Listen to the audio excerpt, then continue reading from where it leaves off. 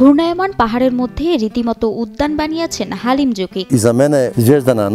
20 বছর আগে মধ্য বসনিয়ায় 2 হেক্টর জমি কেনেন হালিম। পরবর্তীতে সে জমিকে প্রসারিত করেন 70 হেক্টরে। 6 বছর আগে সর্পিল আকৃতির ট্র্যাক্টর ট্র্যাকগুলোর দ্বারা অনুপ্রাণিত হয়ে তিনি একটি স্টারি নাইট থিমযুক্ত পার্ক তৈরি করার সিদ্ধান্ত নেন।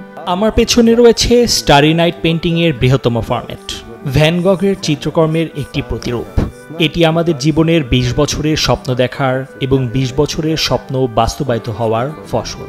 জুকিকের পার্কে প্রায় 1,30,000 ল্যাভেন্ডার ঝোপ এবং অন্যান্য সুগন্ধযুক্ত ভেষজ রয়েছে। এসব দিয়েই রঙিন বৃত্ত এবং সর্পিল তৈরি হয়েছে 10 হেক্টর জুড়ে।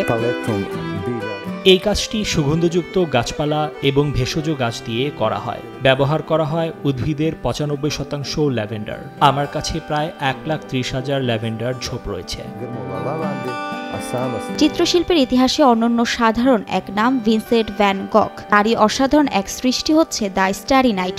গগ তার জীবনকালের প্রায় শেষের দিকে এই ছবিটি এঁকেছিলেন। পুরো ছবিটাই আঁকা হয়েছে তেল রঙে। গগ এই ছবিটি তার বাসায় কিংবা স্টুডিওতে বসে আঁকেননি। তিনি এই ছবিটা এঁকেছিলেন একটি মেন্টাল অ্যাসাইলামে থাকার সময়। দ্য স্টারি নাইট ছবিটি তিনি 1889 সালের জুন মাসে সম্পূর্ণ করেছিলেন।